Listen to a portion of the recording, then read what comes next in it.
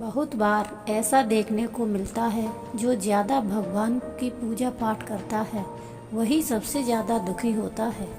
जबकि नास्तिक आदमी जो भगवान को नहीं मानता, कभी पूजा पाठ नहीं करता, कभी संतों का संग नहीं करता, वह सबसे ज़्यादा सुखी जीवन जीता है। यह सब चीज़ें देखकर कभी कभी तो ऐसा लगता है कि भगवान ही गलत है, भगवान का न्याय ही गलत है। ये कोई कहानी नहीं है, ऐसा हर किसी के साथ होता है। दोस्तों, आज के इस वीडियो में हम आप लोगों को इसके पीछे के कारण के बारे में बताने वाले हैं। भगवान श्री कृष्ण ने स्वयं इसका उत्तर दिया है।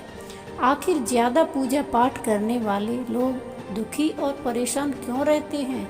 इसका उत्तर भगवान श्री कृष्ण ने श्रीमद् भागवत गीता के माध्यम से पूरी स्पष्टता के साथ बताया है। तो चलिए फिर शुरुआत करते हैं। नमस्कार दोस्तों, आध्यात्म जगत चैनल पर आप सभी का स्वागत है। अगर आप भी भगवान श्री कृष्ण के भक्त हैं तो कमेंट में जय श्री कृष्णा जरूर लिखें। तो चलिए शुरू करते हैं। आज की प्रस्तुति दोस्तों, बात द्वापर युग की है, जब भगवान श्री कृष्ण और अर्जुन के बीच संवाद हो रहा था।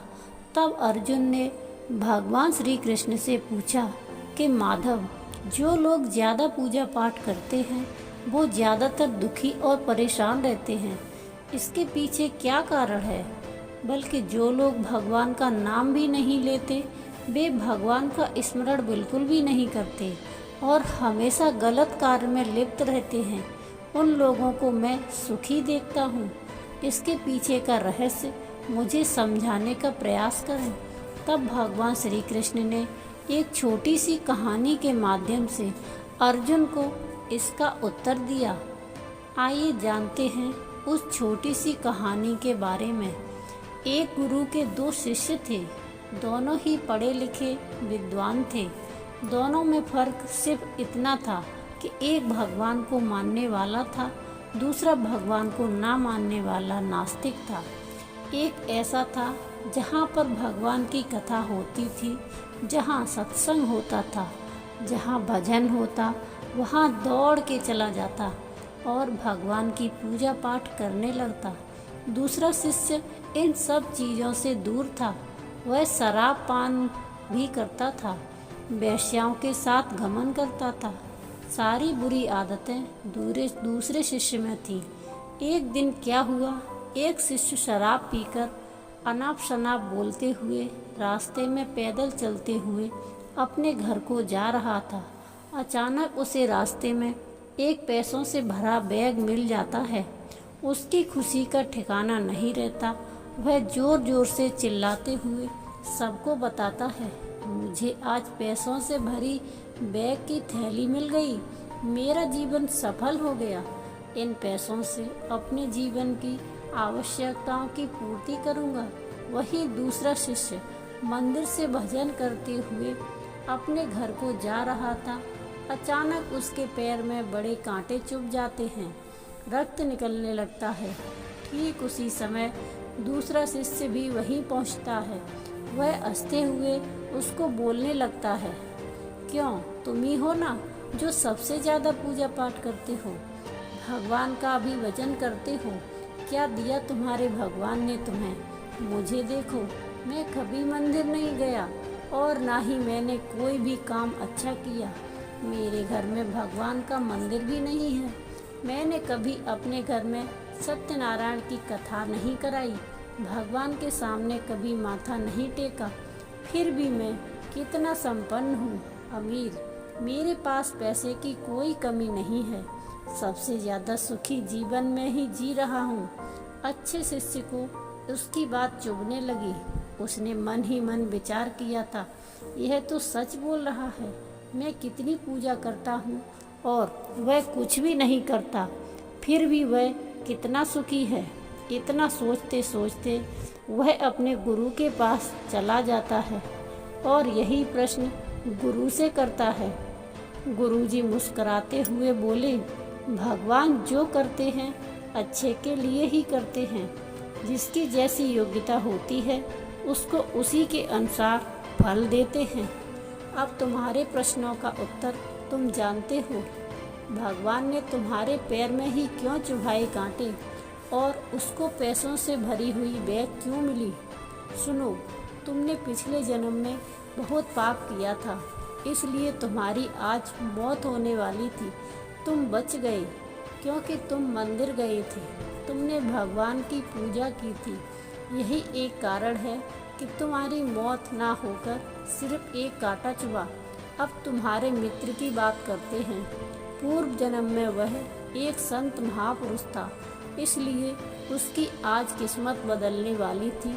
करोड़ों की संपत्ति का मालिक बनने वाला था, मगर इस जन्म में उसने कोई भी अच्छा काम नहीं किया, इसलिए पूर्व जन्म के फल के अनुसार उसको थोड़े पैसे ही मिले, जबकि वह अरबों की संपत्ति का मालिक बनने वाला था। भगवान को दोष देना छोड़ दो, अपने वर्तमान के समय का सदुपयोग करो, भविष्य अपने आप सुधर जाएगा। इस प्रकार उसकी आंखें खुल गईं, वह फिर से अपने पूजा पाठ में लग गया। जब हम प्रार्थना करते हैं तो ईश्वर हमारे कहने से ज़्यादा सुनता है। जितना हम पूछते हैं उससे ज़्यादा जवाब देता है। जितनी हम कल्पना करते हैं उससे ज़्यादा अपने समय में अपने तरीके से देता है। समय का चक्र सबसे तेज चलता है, इसलिए ना तो बल का अहंकार करें, ना ही अपने धन का। जीवन में वाणी को संयमी रखना अनिवार्य है, क्योंकि वाणी से दिए हुए घाव कभी भरे नहीं जा सकते। जीवन में कभी मौका मिले तो किसी के लिए सारथी बनो, स्वार्थी नहीं। जैसे पानी को अगर दूध में मिलाया जाए तो वह दूध की तरह हो जाता है, और वही पानी अगर कीचड़ में मिलाया जाए तो कीचड़ बन जाएगा। हमेशा वो काम करें जो सही है, वो ना करें जो आसान है। करीबी और गरीबी का सिखाया हुआ सबक इंसान को अंदर से बदलने को मजबूर कर देता है। जिस तरीके से बात करते हो उस तरीके से सुनना भी पसंद करो। ईश्वर को अपना सबसे करीबी दोस्त बना लो, क्योंकि परमात्मा ही एक ऐसा है जो तब तक साथ देते हैं जब सारी दुनिया हमारा साथ छोड़ देती है। ऐसे लोगों से दोस्ती बनाए रखिए जो आपको बेहतर बनाने के लिए प्रेरित करता हो, जो आपको अपनी जवाबदारी माने और आपका ख्याल रखे, जो आपको अपना समझे, अपना घर जैसा महसूस कराए, जो आपकी सहायता करे और आपको समझे। अब अमीरी गरीबी से इसका कोई लेना देना नहीं है। रोने वाले महलों में भी रोते हैं और किस्मत में खुशी तो झोंपड़ी में भी हंसी पूजती है। विश्वास में वो शक्ति है जिससे उजड़ी हुई दुनिया में प्रकाश लाया जा सकता है। विश्वास पत्थर को भगवान बना सकता है, और विश्वास भगवान के बनाए इंसान को पत्थर दिल बना सकता है। किसी की यादों में घुट घुट कर जीने से अच्छा है कि आप अपनी ताकत को अपने लक्ष्य पर लगाओ और इतने सफल बन जाओ कि एक दिन आपको छोड़ने वाला पछताने लगे। कामयाब व्यक्ति की चमक लोगों को दिखाई देती है। उसने कितने अंधेरे देखे हैं ये कोई नहीं जानता। यदि सपने सच नहीं हो रहे हों तो रास्ते बदल दो, सिद्धांत नहीं। तो दोस्तों, आज के लिए बस इतना ही। उम्मीद करती हूँ कि हमारे द्वारा दी गई जानकारी आपको पसंद आई होगी। तो मित्रों, अगर ये वीडियो आपको पसंद आई हो तो लाइक और शेयर ज़रूर कीजिएगा। अगर आप हमारे चैनल को सब्सक्राइब नहीं किया तो ज़रूर करिए। और हाँ, वीडियो को अंत तक देखने के लिए आपका बहुत बहुत धन्यवाद। जय श्री कृष्णा। राधे राधे।